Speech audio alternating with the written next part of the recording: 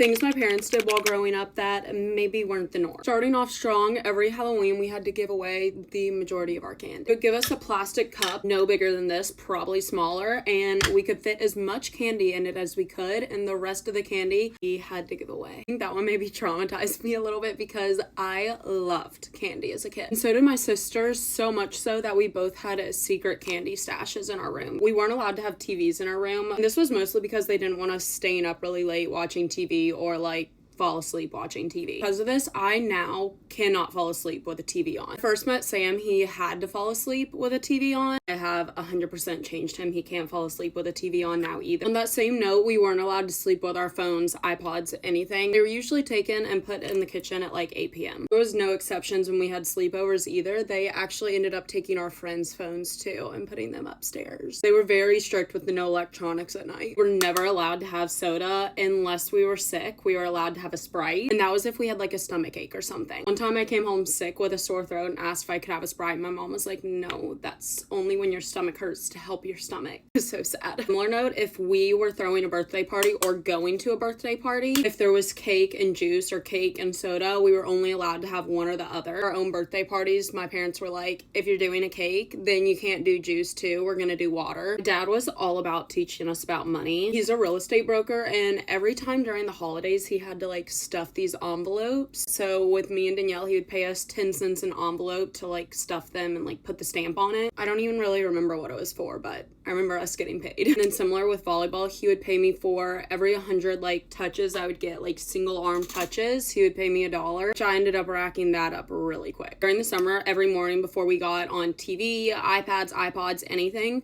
we had to do a math workbook or read for like 30 minutes. Randomly, we weren't allowed to watch SpongeBob. I can't really remember what the reasoning was behind that, but my parents were not a big fan of it. The main lessons we learned were being financially literate, less electronics, more learning, and healthy eating 100% was ingrained in us.